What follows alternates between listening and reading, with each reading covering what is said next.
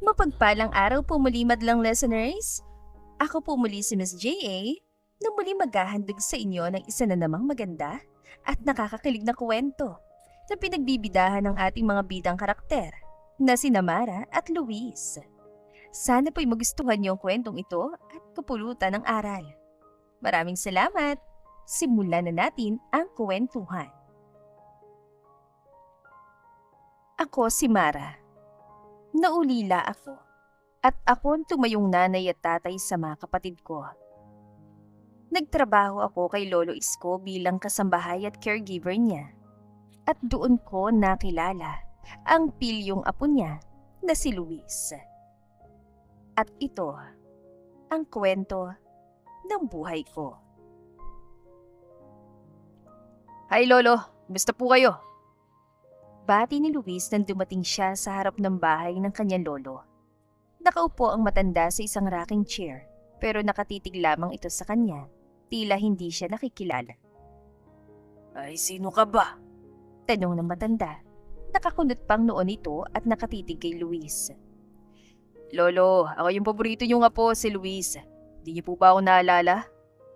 Natanong niya at bahagyang natatawa. Oo. Naalala na kita syempre. Ikaw ang paborito ko nga po. Minsan lang talaga'y nakakalimot na ako. Alam mo namang matanda na ang lolo mo. Sabi ng matanda, sabay senyas kay Luis na lumapit sa kanya. Lolo, dapat hindi na kayo naiiwang mag-isa kung nakakalimot na pala kayo. Sasamahan ko po muna kayo dito. Sagot ni Luis. Nagmano siya sa lolo niya at saka ito niyakap na mahigpit. 3 taon din kasi silang hindi nagkita. 24 anyos na siya ngayon at natagalan lang siya sa pagbisita dahil naging abala siya sa negosyo ng kanyang mama. Siya na kasi ang namamahala ng mga yun ngayon. Maaga kasing namatay ang kanyang ama at ang ina niya ay tumatanda na rin. Kaya naisipan nito na siya nang mamahala sa ibang negosyo nila. Shipping lines, construction firm at convenience stores ang ilan sa mga negosyo ng pamilya nila. Ay wag na, meron naman akong kasama dito sa bahay na nag-aasikaso sa akin. Kumuha ko ng caregiver na kasambahay ko na din. Ayoko nga sana pero mapilit ang mga tito mo. Gusto nilang may kasama ako dito sa bahay. Sila naman daw ang magbabayad ng pasweldo. Kaya ba, akala yata nila'y inutil na ako. Kuwento ni Lolo Isko. Ang social niyo pala Lolo, meron pa kayo nurse. Halakhak ni Luis. Kasambahay o caregiver nga, hindi nurse. Wala naman akong sakit.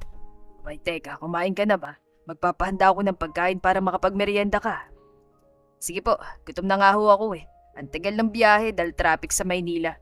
Pero habang nagpapahanda po kayo ng pagkain, mamamasyal muna ako dito sa labas. Matagal na rin ako hindi nakakauwi dito sa probinsya niyo . Parang ang laki na ng pinagbago ng lugar na ito. Ani Luis. O sige, pero wag ka nang lumayo at mabilis lang namang magluto itong kasama ko. Bili ni Lolo Isko at natawa naman si Luis. Lolo naman, para naman akong bata niyan. Lumabas nga ng bakuran si Luis at naglakad-lakad. Sa isang maliit na tindahan, naisipan niyang bumili ng chichirya. Hindi kasi niya alam kung anong klaseng pagkain ang ipapahanda ng lolo niya, kaya bumili na muna siya.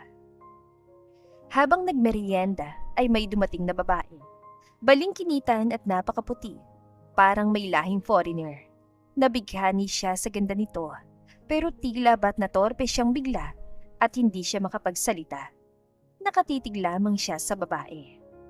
Matapos bumili ng soft drinks, saka umalis na rin ang babae. Hindi niya matanggal ang tingin niya sa babaeng iyon, hanggang sa malayo na nga ito ay nakatanaw pa rin siya. Hindi man lamang siya tinignan ng babae, kaya inakala niyang hindi siya napansin ito.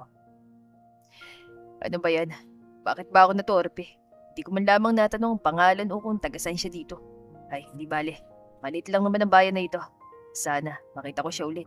Kapag nakita ko yun, hindi ko na pakakawalan. Liligawan ko na agad.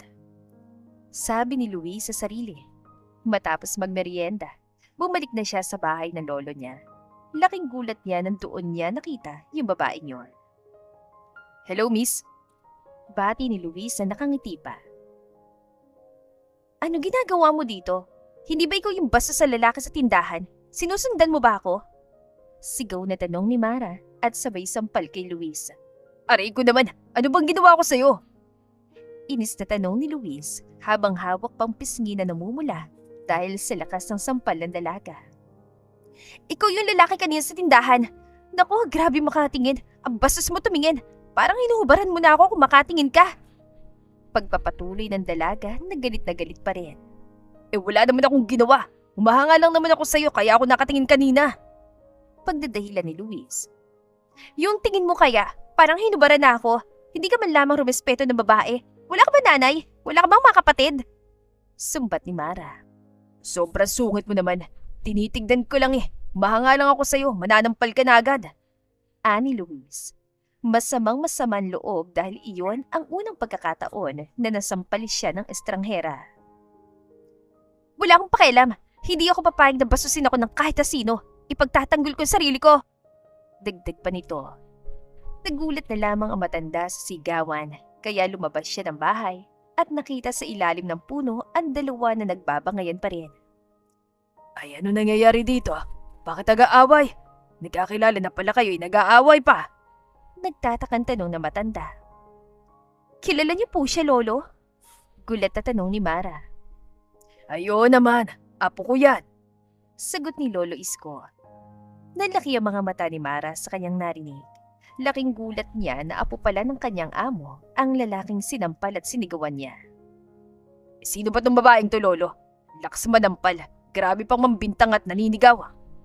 Sabi ni Luis sabay lapit sa lolo niya na tila batang nagsusumbong. Siya yung sinasabi ko sa yung kasama ko dito sa bahay na caregiver ko. Sagot ng matanda. Talaga, Lolo? Sinampal po ako niya, Lolo, dahil sa tingin lang sa tindahan Sulsul pa ni Luis. Pasensya na po, Lolo. Sama po kasi niyang tumingin kanina nung nasa tindahan kami. Nabastusan lang naman po ako sa tingin niya Sorry po, huwag niyo po sana akong sesasantihin. Kailangan ko pong trabaho ito para sa mga kapatid ko. Halos maiyak sa takot ang dalaga. Hindi naman kita sesasantihin, pero huwag ka sanang mananakit. Humingi ka na lang ng patawad sa apo ko. Simpleng sagot ang matanda. Hindi naman ito galit kay Mara.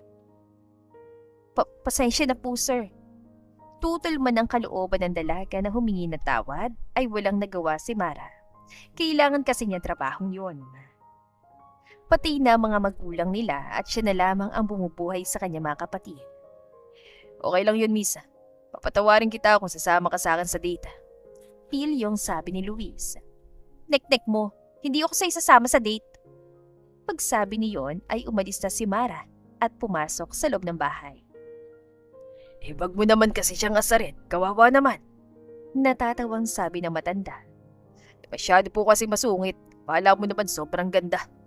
Ines sa sabi ni Luis. Maganda naman talaga siya. Oo nga po, pero masyado masungit. Ay halika na, kumain na tayo. Inaya naman nilang kumain si Mara pero hindi ito sumabay sa kanila. Talagang matindi ang pagkainis ni Mara sa binatang presko. Araw-araw nga na nasa bahay sila ay para silang aso't pusang nag-aaway at nag-aangilan. Isang araw ay tumawag ang kaibigan ni Luis sa si Jack. Para nawiwili ka na dyan sa probinsya. Babalik ka pa ba ng Maynila? Tanong ni Jack. Isa ito sa mga namamahala ng negosyo nila habang nasa probinsya si Luis. Oo naman, sa ngayon ay nag-enjoy lang ako dito. Ikaw na muna bahala sa opisina pero sa Lunes ay dadalo ako sa meeting gamit ang laptop ko. Maayos naman ng internet dito sa bahay ng lolo ko. Sagot ni Luis. At ano namang pinagkakabalan mo dyan? Taga-alaga kay lolo. Ang sarap asarin. Feeling maganda kasi masyado. Halakhak ni Luis.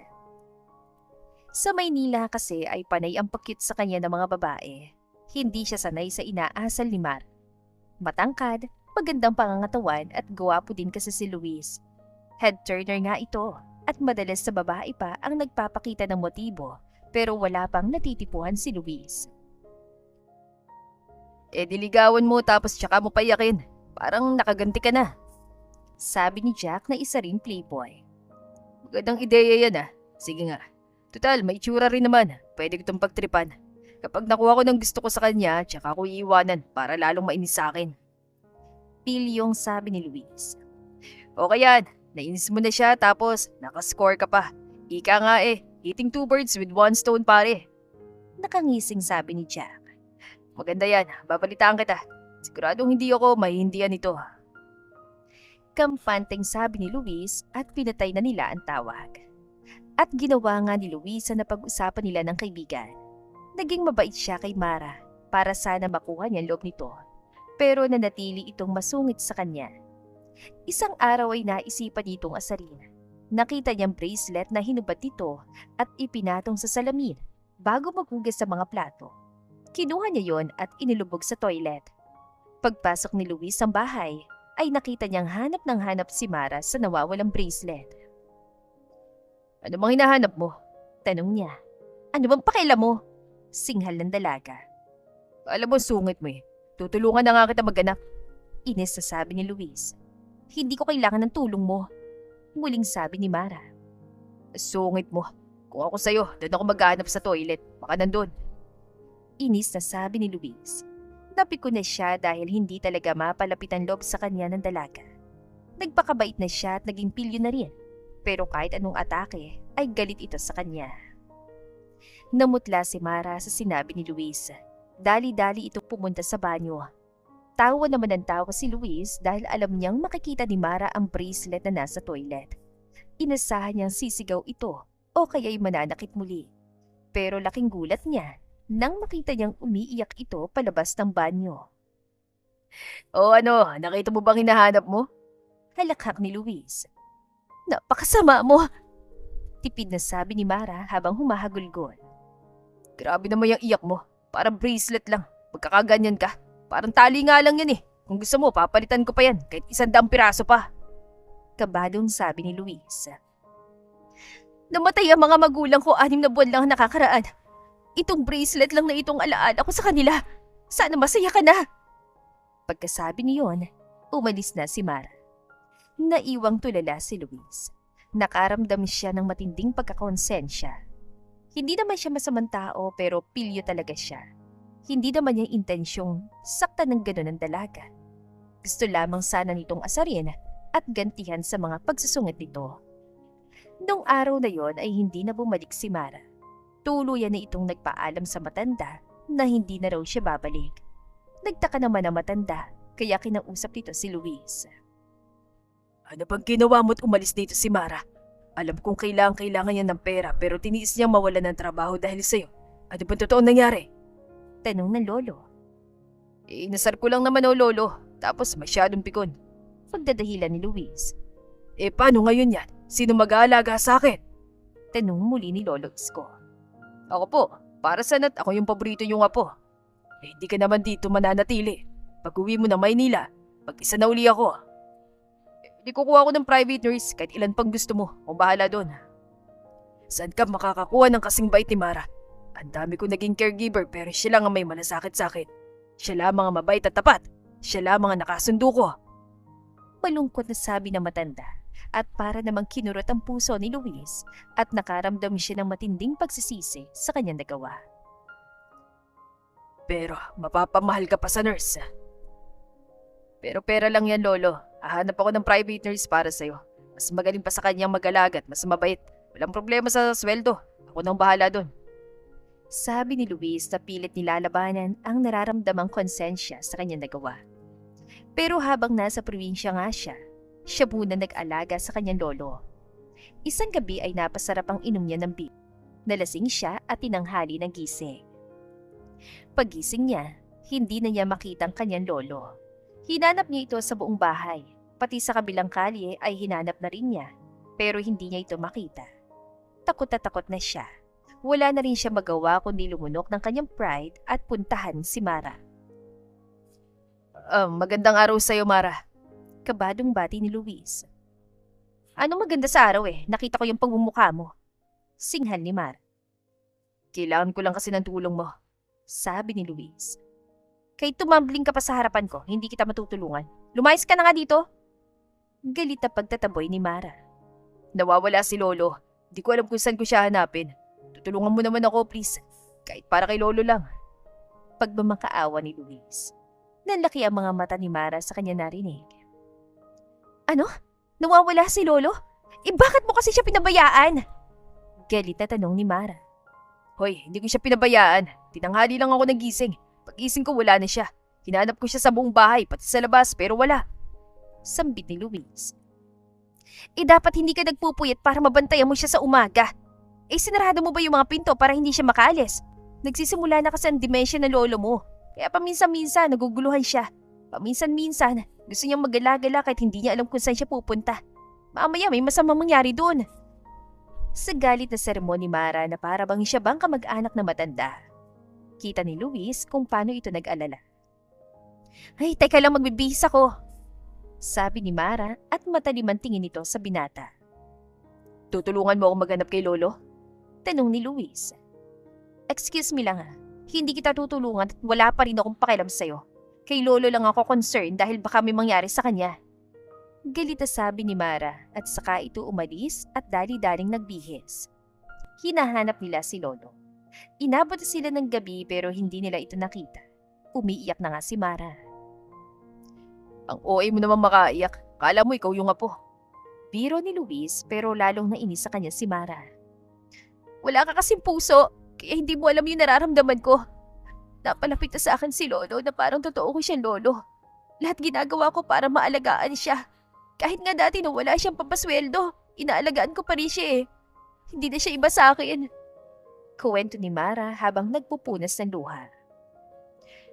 Sorry na sa mga sinabi ko. Marahang sabi ni Luis. Pasmado kasi masyado yung bibig mo. Uwi na ako. Walang kasama yung mga kapatid ko sa bahay. Bukas na lang ulit tayo maghanap. Padabog na umalis si Mar. Naiwan tulala si Luis at nag-aalala sa kanyang lolo. Nagsisisi siya na pinabayaan niya ito. Kinabukasan ng umaga silang nagsimula maghanap.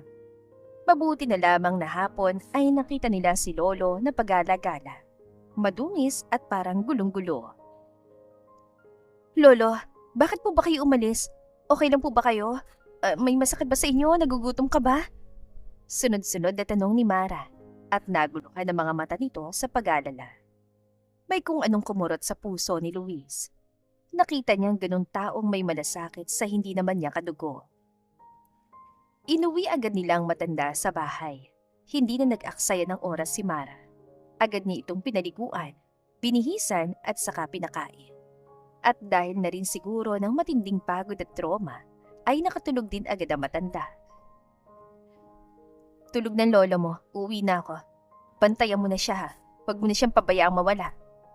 Malamig na sabi ni Mara. Teka lang, huwag ka munang umalis, please. Pagmamakaawa ng binata. Bakit? Hindi ka pa tapos mga asar? Nakasimangot na tanong ni Mara. Hindi naman. Gusto ko lang sana magpasalamat sa lahat ng tulong mo kay lolo. Huwag kang magpasalamat dahil hindi ko naman yun ginawa para sa'yo. Ginawa ko yun para kay lolo. Sabi ni Mara sabay harap at takmang aalis sana ito nang hinawakan ito sa kamay ni Luis. Tawarin mo na ako sa lahat ng nagawa ko. Hindi naman ako masamang tao. Maloko at pilyo lang ako pero hindi naman ako masama. Sana'y mapatawad mo na ako at sana'y bumalik ka na dito. Kahit pa para kay lolo lang. Di ayaw niya yung ibang caregiver. Ayaw na rin ng mga nurse na kinukuha ko. Ikaw lang talaga yung gusto niya eh. Madamdaming pakiusap ni Luis. Naramdaman ni Mara na sincero si Luis sa mga sinabi nito. Kaya pumayag din siya. Papayag ako, basta't wag mo na akong iinisan, okay? Napakarami ko ng stress sa pinagdaraanan sa buhay ko para asarin mo pa ako. Sorry na, hindi na mauulit. Sabi ni Luis. Siguraduhin mo lang ha. Banta ni Mara. Oo, pangako. Sabi ni Luis sabay taas ng kamay na parang nanunumpa na hindi na talaga siya mangaasar.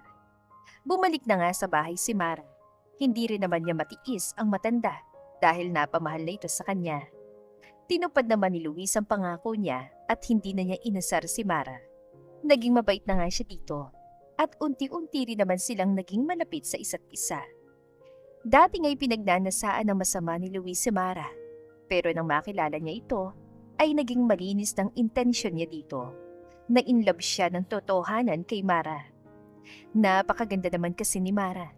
Maputi, matangkad, balingkinitan, maamo ang mukha, at brown pa ang buhok nito. May lahi daw kasi siyang Amerikano. Ang lolo niya raw ang may lahi. Isang hapon sa bahay ni lolo sa may kusina. Mara, anong niluluto mo? Tanong ni Luis sabay silip sa kalderong may kung anong umuusok at may sabaw na itim. Adobong pusit, sagot ni Mara. Hindi man lamang tumingin kay Luis. Paborito ito ni Lolo. Gusto niya raw ng may konting sabaw. Wow, parang hirap naman niya lutuin. May sabaw na adobo, tapos pusit pa. Ngumiti si Luis at umupo sa may lamesa. Di wag kang tumulong kung puro reklamo ka lang, sagot ni Mara sabay ira. Pwede ba akong tumulong kahit medyo clueless ako sa kusina? Nakangising tanong ni Luis. Depende. Marunong ka bang maghiwa ng bawang? Depende rin. Gusto mo ba malalaki o parang tinadtad ng martilyo? Halakhak ni Luis. Napatawa si Mara kahit pilit. Sige na nga, hiwain mo tong bawang. Pero please lang ha, wag mong ipahiyan sarili mo. Baka paghiwa lang hindi ka pa marunong. Bakit mo naman naisip na hindi ako marunong maghiwa ng bawang? Gano'n naman kayo mga mayayaman. Lalo na ikaw, CEO ng kumpanya ng sarili mong mama. Paano ka naman matututong maghiwa ng bawang? Wag mo naman akong i-judge. Porket CEO, hindi na agad marunong maghiwa. Pero teka, paano mo nalaman na CEO ako sa Maynila? In-stock mo ba ako? Siguro, crush mo ako no? Huwag kang ang pilingero. Pani ang kwento ng lolo mo tungkol sa'yo. Kahit ayoko naman na marinig ang panay salita niya, proud na proud sa'yo. Napangiti si Luis. Ang sarap sa pakiramdam niya na proud ang kanyang lolo sa kanya. Kinuha ni Luis ang kutsilyo at chopping board. Unang hiwa pa lang, natalsikan na siya ng balat ng bawang sa mata. Ay aray! Ang lupit ng bawang mo, manang-mana sa'yo mga bawang mo. Galit din sila sa akin. Biro ng binata. Kasi naman ang arte mo pang maghiwa. Sabay kuha ni Mara sa kutsilyo. Tignan mo, ganito lang. Dagdag pa niya. Madaling-madali niyang hiniwa ang bawang. Parang sanay na sanay. Teka, parang galing mo naman. Dati ka bang cook? Tanong ni Luis. Sa hirap ng buhay, lahat na pag-aaralan. Wala naman kasing magluluto para sa amin. Ako lang tumayong nanay sa bahay. Napahinto si Mara. Tila napansin niya ring masyado siyang naging seryoso. Tumahimik si Luis sandali. Sorry Kung minsan nakala mo inaasar kita lang palagi. May pagkapilyo at maloko lang talaga ako pero mabait naman ako.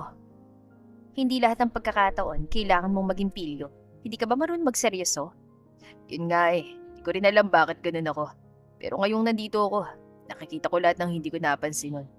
Natututo na ako sa realidad ng buhay. Yung hirap mo, yung malasakit mo kay Lolo. Seryosong sabi ni Luis.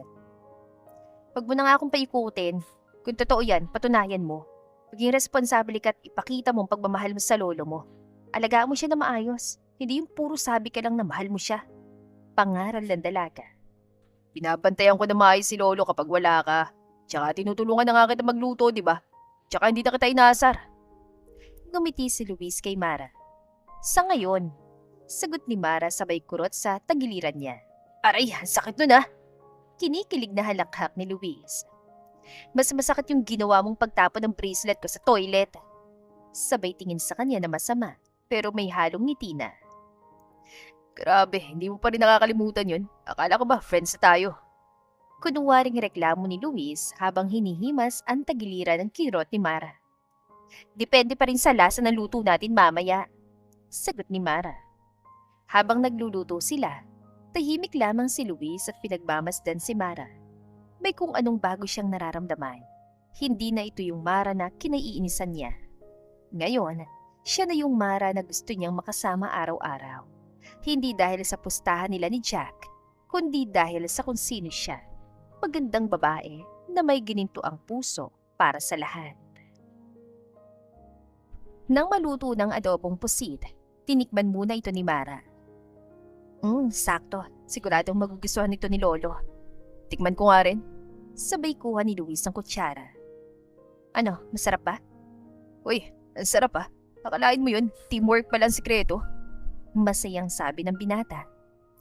Baka naman gutom ka lang kaya latay masarap para sa'yo. Halakhak ni Mara. Pwede rin, pero masarap talaga kapag ikaw yung kasama ko. Sabi ni Luis sa bigla namang naging seryoso.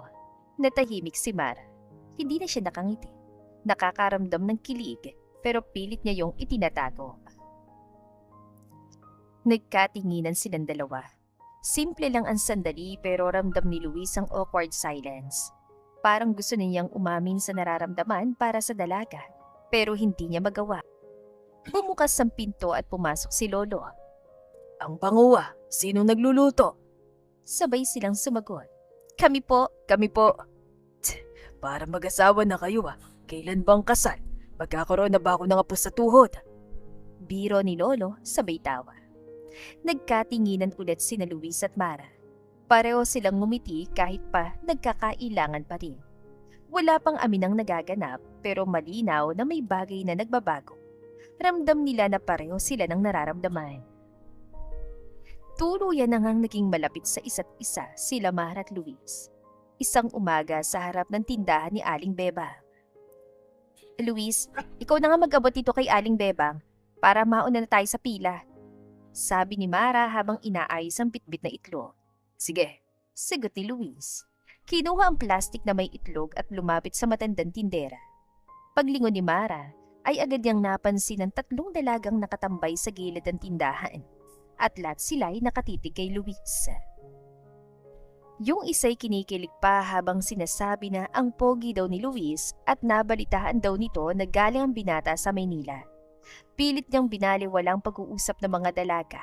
Pero susunod naman niyang nadinig na pinag-uusapan ng mga ito na anak mayaman at CEO pa raw si Luis. Sinabi pa ng isa na parang artista daw ang binata dahil may cleft chin pa. Lalaking lalaki ang dating. Ang sarap daw yakapin at parang ang bango-bango. Napairap si Mara. Hindi niya pinansin, pero halatang nainis siya.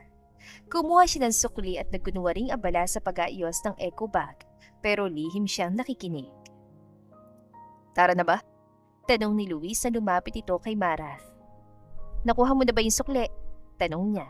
Ay, oo nga pala, teka't babalikan ko yung sukli. Sagot ni Luis. Nang umalis ang binata ay lakas loob na lumapit ang mga dalaga at tinanong si Mara kung kakilala niya ang binata at kung Luis bang pangalan nito. Oo, siya si Luis. Apo ni Mang Isko. Tipid niyang sagot. Tinanong pa ng mga dalaga kung may girlfriend na ba si Luis pero nainis na siya. Tanungin niyo siya, hindi ako spokesperson. Sabay talikod ni Mara at nagsimula na sa paglalakad. Nakita ni Luis ang reaksyon ni Mara at mabilis siya sumunod.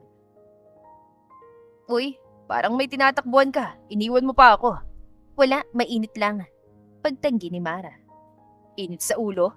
Pangiinis na usisa ni Luis. Tigil-tigilan mo ko, Luis Singhal ng dalaga. Naglakad sila pa uwi. Tahimik si Mara at hindi ito gaya ng dati na may mga biro sabay kurot o asar. Tahimik lang talaga siya. Hindi siya galit pero parang hindi rin siya masaya. Mara, kanina pa kitang pinagmamasdan. Biglang uminit ang ulo mo. May nagawa ba ako? Tanong ni Luis. Wala. Sagot ni Mara. Baka naman mainit ang ulo mo dahil dun sa mga babae kanina. Di ka ba natutuwa ng dami kong fans dito sa baryo? Sabay ngisi ni Luis at pilit na nagpapatawa. Wow fans agad. Hindi ba mas bagay sa yung cheering squad? Sarkastikong tanong ni Mara. Uy, nagsiselos ka ba? Tanong ni Luis, sabay ngiti.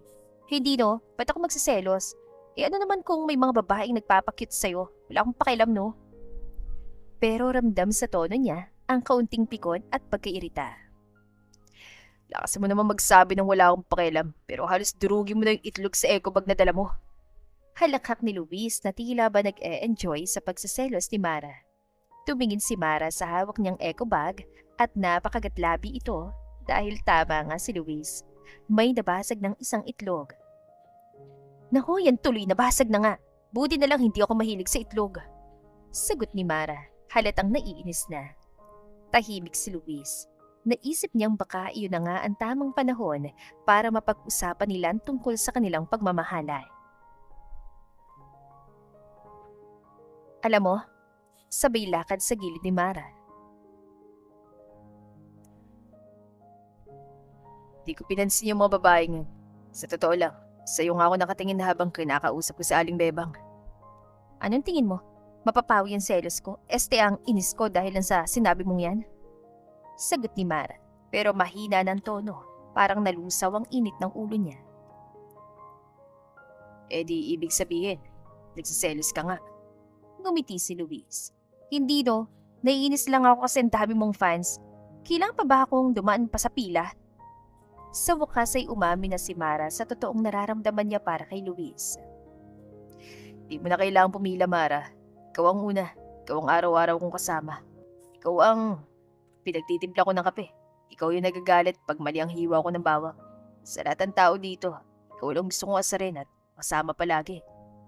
Madamdaming sabi ni Luis. Napatingin si Mara kay Luis.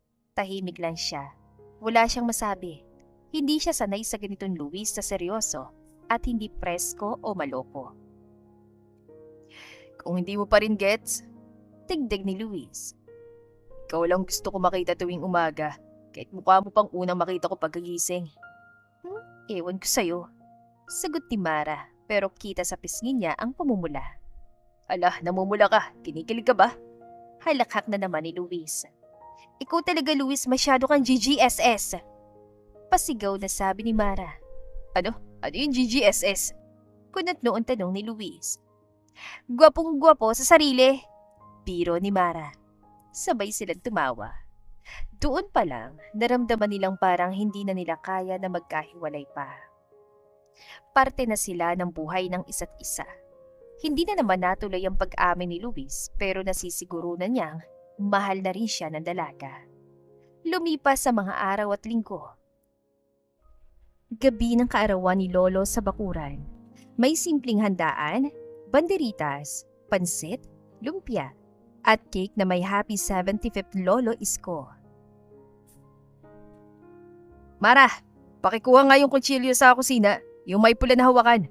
Sabi ni Lolo, mas gusto niya yung panghiwa ng cake. Sigaw ni Luis mula sa mesa. Sige boss, sagot ni Mara, pero ngumiti ito ng pilya habang papasok sa loob ng bahay. Habang abala si Mara, lumapit si Lolo Isko kay Luis na nakatayo sa gilid. Apo, bulong ni Lolo. Kung ako sa'yo, wag mo nang patagalin. Ang alinlo? Naguguluhan tanong ni Luis. Yung nararamdaman mo, kita ko naman kung paano ka tumingin kay Mara. Kung akong babae, napa-oo mo na ako sa tingin pa lang. Halakhak na matanda. Napangiti si Luis. Paano po Lolo kung hindi pa siya handa? Apo, wag kang masyadong torpe. Nakakahiya ka sa lahi natin eh. Minsan sa buhay, kailangan mo lang magsabi ng totoo. Bahala na kung anong sasagot. Huwag kang kabahan at huwag kang matakot sa rejection. Pangaral ni Lolo Isko. Bahala na po Lolo. Dinadagan dibdib ko eh. Sagot ni Luis. Bahala ka kapag naunahan ka pa ng iba at saka ka na lamang magsisisi. Naiiling na sabi na matanda. Maya-maya pa'y bumalik na si Mara, dalang kutsilyong may pulang hawakan. Oh, ayan na yung panghiwa ng cake. Baka matunaw na yan, hiwain mo na. Ang init pa naman ng panahon, hindi mo kasi nilagay agad sa ref. Sabi ni Mara, sabay abot ito kay Luis. Salamat. Sagot ni Luis habang tinititigan nito saglit. Nagtipon ang ilang bisita. Taga-baryo, kapitbahay, ilang kaibigan. Pinatay ang ilaw. Sabay sindi ng kandila sa cake. Kumanta ng happy birthday habang si Lolo ay aliw na aliw sa tuwa. Make a wish, Lolo Isko! Sigaw ng lahat. Pumikit si Lolo. Ngumiti ito sa kahinipan ng kandila. Pagkatapos ng kainan, ay tumabi si Mara kay Luis sa may gilid ng bakuran. Husan may banig at mga upuang kahoy. Masaya si Lolo, no? Sabi ni Mara habang may hawak na plastic cup ng juice. Oo, matagal na raw niyang hindi nafe-feel to. Simula daw nung nawala si Lola. Casual na sabi ni Luis. Tahimik silang pareho sandali. Mara, seryoso ng tono ni Luis. Pwede ba kitang kausapin ng saglit? Yung hindi pilyo. Medyo seryoso to ah. Pagpapatuloy ng binata. Napatingin si Mara. Aba, seryoso to ah. Sige, shoot. Ano ba yon? Alam kong minsan nakakainis ako. Madaldal, makulit, minsan hindi marunong magpakumbaba. Pero ngayon nandito ako sa probinsya sa bahay ni Lolo. Sa araw-araw nating pagkikita. Parang lahat ng kulang sa akin nun. Napupunan mo ha. Emosyonal na lahat ni Luis. Teka, drama ba to? Biro ni Mara, pero bahagyang kinilig. Mara, gusto kita. No, sa tingin ko mahal na kita. Pagtatapat ni Luis. Sa wakas ay nakaipon na siya ng lakas ng loob na sabihin ang nararamdaman niya para sa dalaga. Natahimik si Mara. Hawak pa rin niya ang cup pero hindi makatingin kay Luis. Alam kong maaaring isipin mo na baka biglaan naman yata pero matagal ko na tong kinikimkim. Di lamang ako magkaroon ng lakas ng loob na sabihin ang totoong nararamdaman ko. Ayokong matapos tong gabing ito na hindi mo nalalaman ang totoo. Madamdaming sabi ni Luis. Luis, dahan-dahang salita ni Mara. Hindi ko alam ang sasabihin ko. Sapat na sa akin kung sasabihin mo. Hindi ka na maniniwala sa sinabi ko. Kung may chance, kung kahit konting pag-asa na magustuhan mo rin ako, ay bonus na lang yon. Pagpapatuloy ng binata, biglang nagsalita si Lolo mula sa lamesa. Nakikinig pala ito. Aba, kung ako si Mari, matagal na akong nag-oo dyan. Gwapo na, mabait pa. Hindi lang pogi, may effort pa sa lumpia. Tawanan ang lahat. Napatingin si Mara kay Lolo. Saka bumalik ang tingin kay Luis. Huminga siya ng malalim. Luis, hindi ko alam kung kailan nagsimula. Pero oo, gusto rin kita. Akala ko dati asaran lang, kulitan lang. Pero habang tumatagal, napapansin kong hinahanap-hanap ko na yung boses mo. Yung kulit mo. Ikaw. Nahihiyang sabi ni Mara. Napatitig si Luis kay Mara. Parang biglang naging slow motion ang paligid. Saka siyang umiti. Pwede ko bang hawakan ang kamay mo? Tanong ni Luis. Mahina. Tumango si Mara. Hinawakan ni Luis ang kamay nito. Tatanggapin mo ba ang alay kong pagmamahal? Magiging pinakamasayang lalaki ako sa buong mundo kapag pumayag ka maging nobya ko. Kabadong tanong ni Luis. Cheesy mo pa rin pala. Natatawang sagot ni Mara. Pero sige na nga, tayo na. At doon, sa ilalim ng banderitas at simpleng ilaw, nagsimulang bagong kabanata sa buhay nila. Hindi fancy, hindi ingrande, pero totoong totoo. Simple ang lahat, malayo sa nakasanayan ni Luis na magarbong buhay, pero masaya siya sa piling ng simpleng dalaga. Simula nga ng araw na yon, naging magnobyo ng dalawa. Palagi na silang magkasama. Namamasyal sila kapag wala silang ginagawa. Pinagtulungan din nila ang pag-aalaga kay Lolo Isko. Hindi na rin umuwi ng Maynila si Luis. Gamit ang kanyang laptop, ay pinatakbo niya negosyo mula sa probinsya. Gamit ang online platforms ay umaattend siya sa mga meetings at ginagawa niya mga reports habang nasa bahay lamang. Mabilis sa dumaan ang 6 na buwan at kahit bago pa lamang ang kanilang relasyon, ay naramdaman ni Luis na sigurado na siya sa nararamdaman niya para kay Mara. Dumating ang gabi ng proposal ni Luis. Tahimik ang paligid. Umiihip ang malamig na hangin. Nakaupo sina Luis at Mara sa ilalim ng punong mangga sa likod ng bahay ni Lolo Isko. Iyon ang paborito nilang tambayan mula nang maging sila. Naalala mo ba yung una tayo nag-usap dito? Tanong ni Luis habang nakasandal sa puno. Oo naman, dito mo ko inasar ng inasar. Dito rin kita sinampal. Natatawang sagot ni Mara. At dito rin kita unang nakitang umiyak nung nilagay ko sa toilet ang bracelet mo. Paalala ni Luis. Natahimik si Mara. Tumango lang ito, saka pinatong ang ulo sa balikat ni Luis. Pasensya ka na talaga nun bulong ni Luis. Matagal ko na yung pinatawad. Masaya na nga ako ngayon, di ba? Nakangiting sabi ni Mara na tila ba kontento na sa buhay nilang magkasama. Nagkaroon ng sandaling katahimikan. Maririnig ang kuliglig sa paligid at mahinang hampas ng hangin sa mga dahon. Mara, seryoso ang boses si Luis.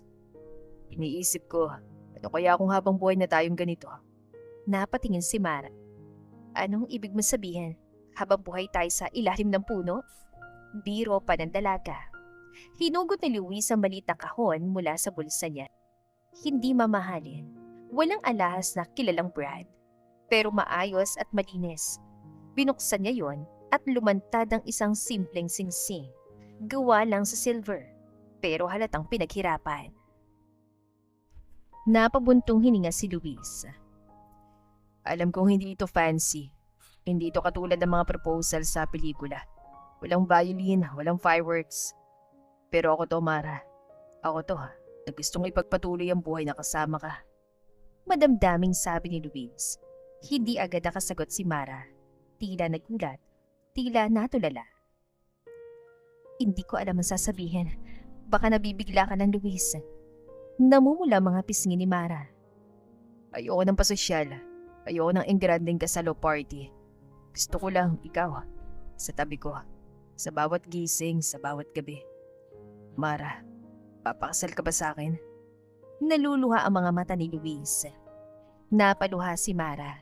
Hindi dahil sa singsing, hindi dahil sa proposal, kundi dahil sa matinding kaligayahan. Akala ko, biro lang sinasabi mo. Akala ko face lang to. Minsan naiisip ko na baka magsawa ka sa ganitong payak na buhay pero habang tumatagal, habang nakikita kita sa mga maliliit na bagay, yung pag-aasikaso mo kay Lolo, yung pagdadala mo ng paborito kong banana cue sa hapon, yung pagyakap sa pagiging simple ko, napagtanto ko na, ikaw na talaga, Luis. Tumutulo na mga luha sa pisngi ni Mara. Talaga? Tanong ni Luis. Medyo nanginginig ang boses niya sa pinaghalong kabatwa. Tumango si Mara habang pinahid ang luha. Oo, gusto ko rin to. Gusto kong kasama ka kahit saan. Kahit sa Maynila, kahit dito sa baryo, kahit sa future na hindi pa natin alam. Oo, Luis, papakasal ako sa'yo. Tumayo si Luis. Iniluhod ang isang tuhod sa harap ni Mara at isinuot ang singsing sa daliri nito. Hinawakan niyang kamay nito saka tumayo. Hinila ito palapit sa kanyang dibdib. Hindi ko ito makakalimutan. Itong gabing nabuo ang pagkatao ko. Itong gabing na kumpleto ang buhay ko. Bulong ni Luis. Mas mabuti nga ito kaysa sa proposal na may camera at madaming tao. Atin-atin lang ang moment na ito. Sagot ni Mara na may tawa at luha sa mata. Hindi mo pagsisisihan ang pagtanggap ng aking proposal. Sisiguraduhin kong pasasahin kong araw-araw na pagsasama natin. Pahabol pa ni Luis. Tinawag ni Luis si Lolo mula sa loob ng bahay. Lo, pwede na po kayong lumabas. Lumabas si Lolo. Bitbit ang isang maliit na cake na may nakasulat. Congratulations, Luis and Mara. Pinakustomize ko pa yan sa tindahan sa kanto. Napa-oo mo na rin sa wakas ang batang yan. Pagmamalaki ni Lolo Isko. Tawanan, yakapan. Ilang kapitbahay ang nakiusyoso at nakisaya. Pero sa ilalim ng punong mangga, kung saan nagsimula ang maraming kulitan at tampuhan, doon din nila isinelyo ang bagong yugto ng kanilang buhay, na hindi lang bilang magkasintahan, kundi bilang isang couple na handang tumanda ng magkasama. Napakasaya ni Luis at Mara. Pinagpaplanuhan na nga nila ang kanilang kasal. Pero isang araw ay may dumating na babago sa magandang takbo ng kanilang pagmamahalan. Isang hapon, habang nagwawali sa bakuran si Mara, may biglang humintong puting SUV sa tapat ng bahay nila Lolo. Napahinto siya. Bumabang isang matikas na ginang na elegante ang ayos. Naka-sunglasses, naka-heels, at amoy imported perfume. Kasunod nitong isang babae na halatang sosyal, maputi, payat, at naka-crop top pa. Parang artista ang dating nito. Mara? Matigas ang boses ng Gina. Ikaw ba si Mara? Pag-uulit pa nito. Opo, ako po yun. Kayo po, sino po bang kailangan nyo? Kabadong tanong ni Mara dahil parang alam na niya kung sinong kaharap. Akong ina ni Luis. Ako si Mrs. Villaruel. At ito si Bianca, ang babaeng dapat sani para sa anak ko. Malamig na sabi ng Gina. Napaatras si Mara. Hindi niya inaasahang dadating ang ina ni Luis at lalong hindi niya inaasahang ganito ito kaprangka. Pwede po ba kayong pumasok muna? Baka po gusto niyong magmerienda. Alok sana ni Mara dahil natatakot siyang mag-eskandalo ito at paniguradong pagpipiestahan sila ng mga kapitbahay nila. Hindi ako pumunta dito para makipag-bonding sa'yo o magmerienda. Putol ni Mrs. Villaruel.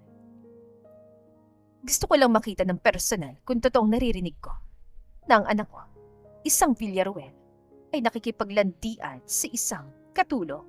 Napapabayaan na niyang aming negosyo dahil lang pala sa isang basurang katulad mo. Marahas sa sabi ng mayamang ginang. Hindi makapagsalita si Mara. Nanginginig ang kamay niya pero pilit pa rin siyang umiti. Hindi po ako katulong. Caregiver po ako kay Lolo at ano? At kinahumalingan mo na rin pati ang apo niya? Classic. Ganyan talaga. Maabilidad kayo. Nagsisimula sa pagiging mapait, tapos saka kukunin ang loob ng mayaman. Pero sorry ha, hindi ka bagay sa anak ko. Hindi kita gusto para sa kanya. At alam kong hindi ka makakabuti para sa kinabukasan niya. Hindi ikaw ang dapat para sa aking anak. Derecha ang sabi ni Mrs. Villaruel. Napatingin si Mara kay Bianca. Tahimik lamang ito, pero halatang may ngiting mapanlait sa labi. Hindi po ganun yung intention ko. Hindi po perang habol ko. Muling sinubok ni Mara na magpaliwanag pero sumabat na naman ang Gina. Oh, really? Pues, kung hindi perang gusto mo, bakit mo pa sinusulot si Luis? Alam mo bang marami siyang pangarap? Alam mo bang napapabayaan na niya mga negosyo namin at may bagong business siyang papasukin sa Maynila pero tinanggihan niya dahil sa'yo? Anong alam mo sa mundo namin? Sumbat ni Mrs. Villaruel. Hindi na nakapagsalita si Mara. Ramdam niya ang bigat ng bawat salita ng ina ni Luis na parang tinutusok ang puso niya. Kung mahal mo talaga si Luis, pipitawan mo siya. Pabayaan mo matupad niya mga pangarap niya kasamang isang babaeng kapantay niya. Ang babaeng nababagi sa tulad niya. Kapag sa'yo siya napunta at pagtatawanan siya ng mga tao at maaring hamakin pa. Matitiis mo ba yun kung talagang mahal mo siya? Tanong ng Gina. Saglit na katahimikan. Umiwas ng tingin si Mara. Ayaw niyang ipakita na nasasaktan siya. Pero unti-unti nang bumabagsak ang luha niya. Dumating si Luis, galing sa bayan. Napansin niya agad ang tensyon. Ma? Gulat na tawag niya. Anong ginagawa niyo dito? Anak, sakto. Sinusubukan ko lang kausapin ng babaeng, Ma, tigilan niyo na yan. Luis, gumising ka. Babaeng kalyang pinili mo mahalin. Anong sasabihin ng mga kaibigan natin? Ng mga business partners? Ng pamilya natin sa Maynila? Hindi ko sila pinakikinggan. Sigaw ni Luis. Ang mahalaga siyang mahal ko. At kung hindi niyo kayang tanggapin yon, pasensya na. Pero hindi ko siya iiwan. Dagdag pa ni Luis. Lalong napaluha si Mara. Gusto niyang tumakbo. Gusto niyang mawala. Pero pinigilan siya ni Luis. Hinawakan ang kamay niya. Luis, bulong ni Mara. Baka tamang mama mo. Baka hindi ako nararapat para sa'yo. Tama na, Mara. Huwag mo silang paniwalaan. Alam ko kung sino ka. At alam ko kung bakit ikaw mahal ko. Pagtutol ng binata. I can't believe na nalasan ng tuluyan na babaeng yan ang isip mo, Luis. Paano mo nakakayang buhay na ganito? Mahal ko si Mara at masaya ako dito, Bianca. Wala na tayong magagawa, Bianca. Tuluyan ang nabilog ng babaeng yan ang ulo ni Luis. Galit nang umalis si Mrs. Villaruel. Sinundan ni Bianca. Pero bago siya sumakay, humarap siya ulit kay Mara. Isang araw, maiintindihan mo na hindi sapat ang pagmamahal. Pero sana, hindi na madamay ang anak ko sa pagkakamaling yan. Hindi alam ni Mara kung dapat pa siya lumapit. Pero sa oras na yon, sapat na ang hawak ni Luis sa kanyang kamay at ang paninindigan nito para hindi siya magpatalo sa takot. Nang makaalis si Mrs. Villaruel at Bianca, ay hinarap ni Luis ang dalaga. Huwag ka sana magpapadala sa takot. Hindi ko may papangako magiging madali ang lahat. Pero may papangako ko, ipaglalaban kita hanggang sa huli. Madamdaming sabi ni Luis. Natatakot ako, pero magtitiwala ako sa'yo. Ani Mara. Nagyakap sila na mahigpit. Yakap na sapat para mawala ang sakit ng mga salitang binitiwan ni Mrs. Villaruel.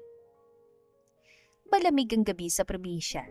Sa lilim ng mga bituin, naglakad sina Luis at Mara palapit sa maliit na lawa malapit sa bahay ni Lolo. Tahimik lang ang paligid. Tanging ang huni ng mga kuliglig at ang tunog ng tubig ang maririnig. Ang ganda ng gabi, no? Sabi ni Luis habang pinagmamasdan ng mga bituin. Oo nga eh. Iba talaga dito sa probinsya. Sagot ni Mara na bahagyang umiti. Naglakad sila na magkatabi. Hindi nagsasalita pero ramdam ang tensyon sa hangin. Alam nilang pareho silang may gustong sabihing mahalaga. Alam kong mahirap ang buhay natin ngayon dahil kay Mama. Gusto kong malaman kung ano yung iniisip mo. Nagbago na bang desisyon mo? Magpakasal sa akin? Kabadong tanong ni Luis.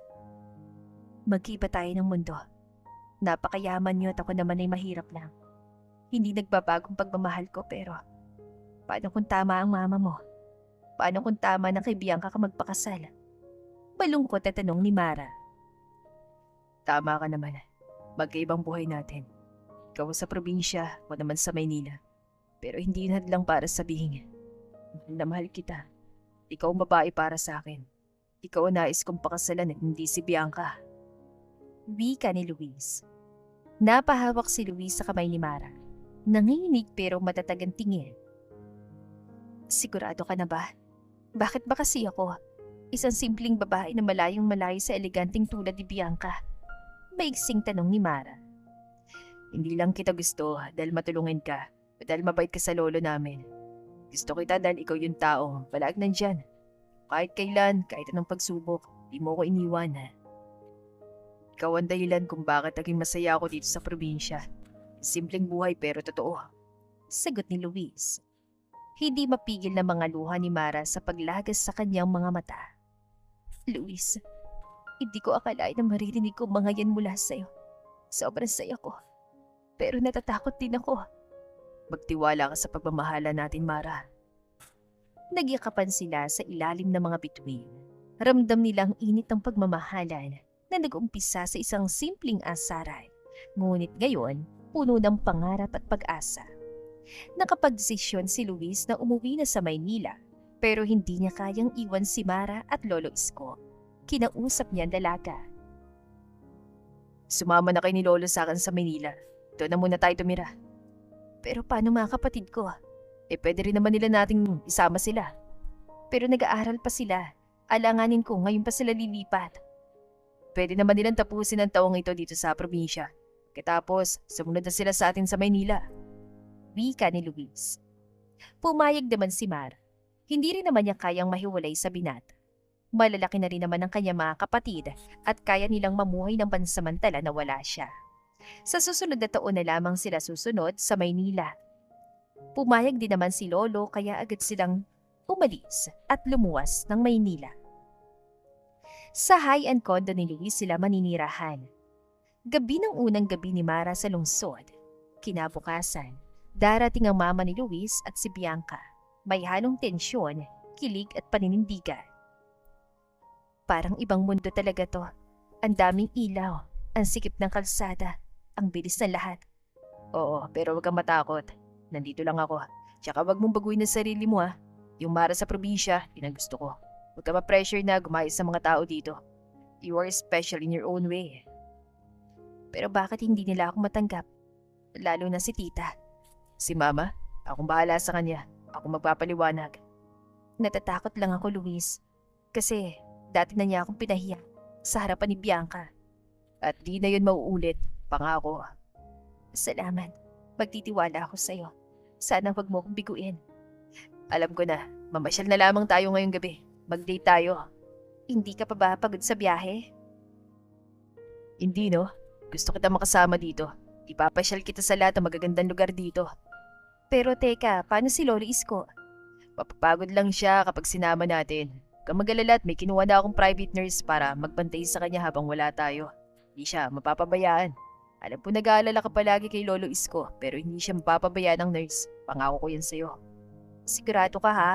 Kawawa naman kasi. Baka mas gusto pa niya matulog o manood ng TV kaysa sumama sa atin. Sa bagay, ganoon naman ang matatanda. May isa pa pala akong sorpresa sa'yo. Ano yun? Ito oh.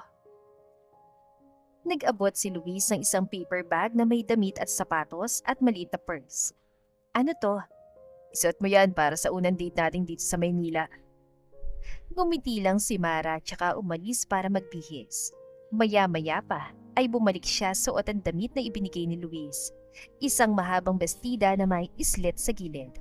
Mataas na detakong na sapatos at isang maliit na purse na kulay itim tulad ng bestidang suot niya. Natulala si Luis sa ganda ng fiancé niya. Bakit nakatulala ka? Pangit ba? Hindi yata bagay sa akin eh. Nag-aalalang sabi ng dalaga. No, you look perfect. Napakaganda mo. Nakangiting sabi ni Luis at nakatitig pa rin sa dalaga. Sus, nambobola ka pa. Halakhak ni Mara. Totoo naman eh. Napakaganda mo. Naku, tara na nga't baka lumaki ng ulo ko sa mga pambobola mo. Naging napaka-romantic ng kanilang date. Pasado 12:00 na sila nakauwi at agad ding nakatulog dala ng pagod. Kinabukasan, may katok sa pinto.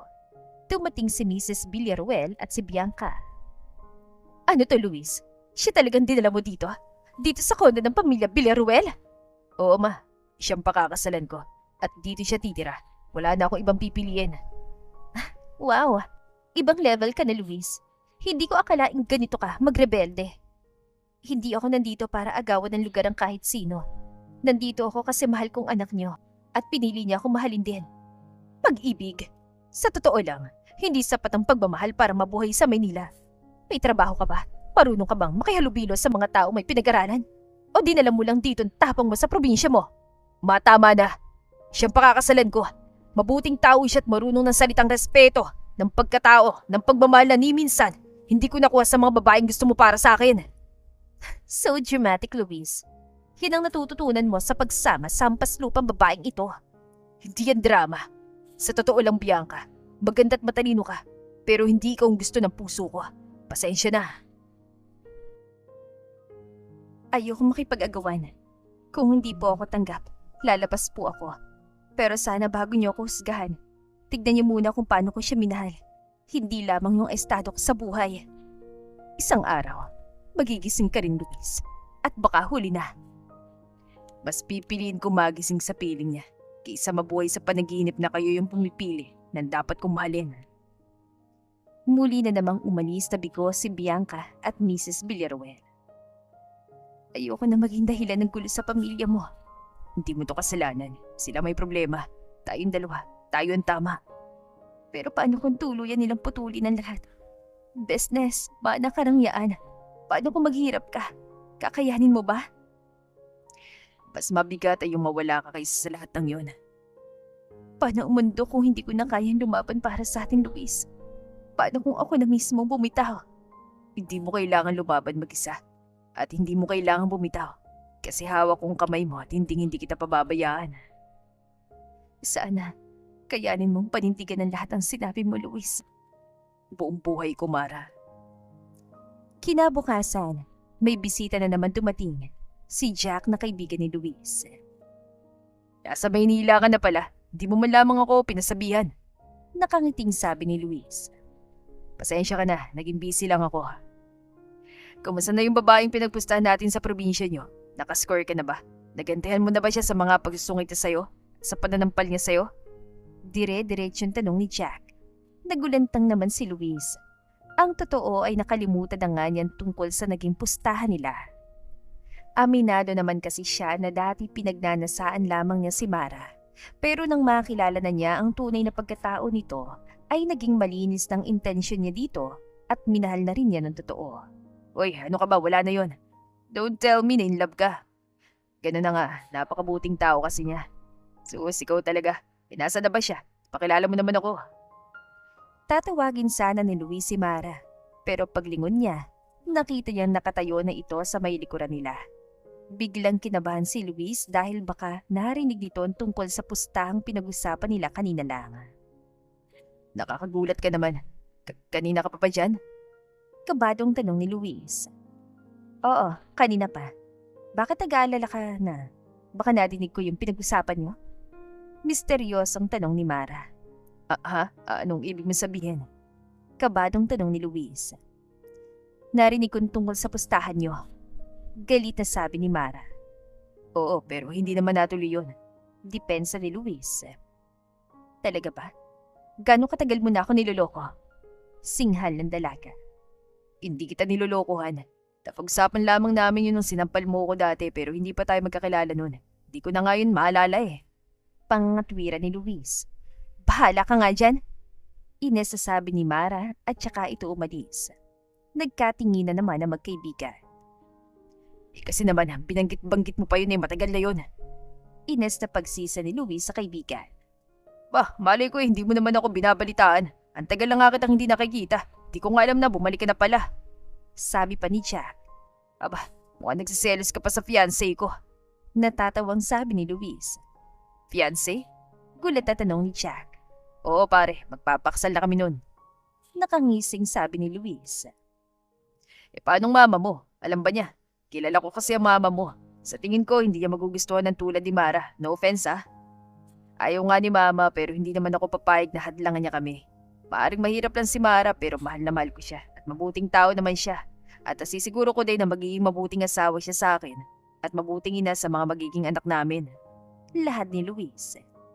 Mukha ngang mabait. Baka talagang bastos lang itsura mo dati kaya kanya nasampal. Halakhak ni Jack. Baka nga. Biro din ni Luis. Ilan sandali pa ay nagpaalam na si Jack at umalis na ng kondo. Pagpasok ni Luis ng kwarto ay hindi nagalit si Mara. Nakangiti na ito. Ay, mabuti naman at hindi ka nagalit. Oo, hindi na ako galit. Narinig ko rin kasing usapan yun na talagang mahal mo ko. At sa tingin mo, magiging mabuting asawa ko at ina sa mga magiging anak natin. Paliwanag ng dalaga. Totoo naman yun, pero teka, bakit ba ang hilig mong makinig sa usapan na may usapan? Halakhak na naman ni Luis. Aba ang ingay niyo mag-usap Baka naman wala ka lang tiwala sa akin, kaya pa nakikinig ka sa mga usapan namin. Hindi naman sa walang tiwala, pero mahirap lang talaga to para sa akin. Alam ko okay naman dati na mayaman kayo at CEO ka pero ngayong nasa Maynila na tayo. Nagulat lang ako kung gaano pala kayo kayaman. Ramdam ko lalo kung gaano kalayong agwat natin sa isa't isa. Alisin mo na nga yun sa isip mo. Magiging isa na lamang tayo kapag naikasal na tayo. Lahat ang meron ako, sa'yo na rin. Ayoko niyan. Gusto ko ng prenuptial agreement. What? Para saan? Alam kong iniisip ng mama mo at ni Bianca na gold digger ako. Alam kong yun din yung iniisip ng ibang tao at gusto kong patunayan na mahal talaga kita at wala akong interes sa pera at ari-arian mo. Patutunayan ko yan. Kaya gusto ko ng prenuptial agreement. Again, we don't need that at hindi ako sangayon dahil malaking tiwala ko sa'yo. Pero kung yan ang makakapagpatahimik sa puso mo, papayag ako. Tatawagan ko ng aking abogado para maipagawa na yan agad. Salamat sa pag-unawa mo. Salamat sa pagmamahal sa akin ng tapat. Agad na ipinaalam ni Luis sa kanyang mama ang tungkol sa prenuptial agreement. What? Siya mismo nagpagawa ng prenuptial agreement niyo? Gulat na tanong ng Donya. Yes ma. Ganun ho kasimple ang aking mapapangasawa. Siguro naman ay napatunayan niya sa inyong lahat na malinis ang kanyang intensyon. Talaga mahal nga niya ako. Wika ni Luis. Tama ka iyo. Kung pera lamang habol niya sa'yo, hindi siya magpapagawa ng prenuptial agreement. Sana'y hindi pa huli ang lahat. Sana'y mapatawad niya ako. Bihira ang tulad niya na mahirap pero hindi mukhang pera. Sagot ng Donya. May time pa naman kayo para magkayos ma. Ani Luis. Inimbita ni Mrs. Villaruel sila Luis at Mara, kasama na rin si Lolo Isko sa mansyon. Nais ng ginang na makasama si Mara. Magandang pagkakataon din daw yon para makasamang ama ng kanyang namayapang asawa, si Lolo Isko. Maaga pa noon, ang liwanag ng araw ay dahan-dahang pumapasok sa malalaking bintana ng mansyon. Tahimik ang buong bahay maliban sa mahinang tunog ng tubig na tumutulo mula sa gripo ng kusina. Maagang nagising si Mara. Nakasuot siya ng simpleng t-shirt at maong shorts. Ay nakatayo sa tabi ng counter. May hawak na tasa ng kape. Sa bawat higop niya sa mainit na inumin ay parang binubusisi niyang sariling isip. Inaalala niya mga nangyari nitong mga nakaraang araw. Ang tensyon, ang pagluwas ng Maynila at ang bagong simula. Biglang pumasok si Mrs. Villaruel. Suot ang kanyang eleganting damit pang umaga. At may dalang isang maliit na tray na may biscuits at gatas. Hindi niya sinadya makita si Mara, kaya't natigil siya sa paglakad. Tahimik na pinagmamasdan niya si Mara, saka siyang umiti ng bahagya. Para namang pinuhusan na malamig na tubig sa kaba si Mara. Maaga ka pala gumising, iha. Wika ni Mrs. Villaruel. Ay, good morning po ma'am. Oo nga po, nasanay po kasi ako na maagang bumabangon. Sa bahay po kasi namin, ako yung unang nagigising. Madalas po kasi na madami akong gawain tapos nagpupunta na po ako sa bahay ni Lolo Isko. Hindi mo naman kailangang gumawa ng gawaing bahay dito. May mga kasambahay kami na bahala dyan. May cook na tagaluto at may mga kasambahay na gagawa ng lahat. Meron din kaming hardinero. Umupo ito sa upuan sa tabi ng mesa at inilapag ang tray. Salamat po. Pero parang naiilang po ako kapag wala akong ginagawa. Sanay po kasi ako na tumulong kahit maliit na bagay lang. Nahihiya din ho ako mag-utos sa mga kasambahay. Alam mo, nung una kitang nakita, inakala ko na isa ka lang babae na gagamit sa anak ko. Pero mali ako. Patawarin mo sana ako sa mga nasabit na gawa ko dati. Alam ko nasaktan kita. Nagkamali ako at hindi kita dapat hinusgahan. Sinabi ng anak ko na nagpagawa ka daw ng prenuptial agreement at napabilib mo ko. Naiintindihan ko po yun, ma'am. Wala ho kayong dapat alalahanin sa akin. Minsan, kapag hindi mo kilala ng isang tao, napagbibintangan mo agad. Isa pa, nanay ho kayo. Alam kong pinoprotektahan niyo ng si Luis. Huwag ko yung mag-alala at pareho lang ho tayo ng gusto. Mamahalin at iingatan ko ang iyong anak at hindi ako gagawa ng kahit anong bagay na makakasakit sa kanya. Pangako ko yan sa inyo. Hindi lahat ng babae marunong aminin yan. Maraming nagtatampo, nagagalit o umiiwas o magtatanim ng galit. Salamat sa pag-intindi mo sa akin. Wala po yon. Gusto ko lang po sanang ipakita na mabuti akong tao. Mahal ko pong anak niyo. Hindi dahil mayaman siya, kundi dahil mabuti siya. Salamat, Iha. Nakangiting sabi ni Mrs. Villaruel. Sandali nilang pinakinggan ang tahimik na hangin at ang mga tunog ng mga ibon sa labas. Hindi na nila kailangan magsalita ng kung ano-ano pa. Nagkaintindihan sila at ang katahimikan ay nagsilbing tulay ng unti-unting pagbuo ng tiwala nila sa isa't isa. Pareho nilang mahal si Luis at pareho lang sila ng hangarin na mapasaya ito. Maya-maya pa ay binasag ni Mara ang katahimikan. Maraming salamat po ulit, ma'am. Sisikapin ko pong alagaan si Luis araw-araw. Hindi ko po kayo bibiguin. Para sa anak niyo, gagawin ko lahat. Habang lumalabas si Mrs. Villaruel, palabas ng kusina, ay bigla itong tumigil sa paglakad. Lumingon pabalik kay Mara at napangiti. Huwag mo na akong tawaging ma'am. Pwede bang tawagin kitang anak? Hindi ba't magiging anak na rin kita kapag kinasal na kay ni Luis? Opo, ma'am. Mama na lamang ang itawag mo sa akin. Sige po. Salamat po, Mama. Simula nga noon ay wala nang naging hadlang sa pagmamahalan nila Luis at Mara. Nagkamuputihan na si Mrs. Villaruel at Mara, kaya naman agad nilang inayos ang kanilang kasal. Dumating ang araw ng kanilang kasal. Sa simbahan, puno ng mga bisita at masayang-masayang lahat. Nasa altar na sina Mara at Luis at malapit nang matapos ang seremonya. Si Mrs. Villaruel naman ay tahimik pero alerto, may halong kabat pag-asa. At ngayon, idedeklara ko kayong mag-asawa na.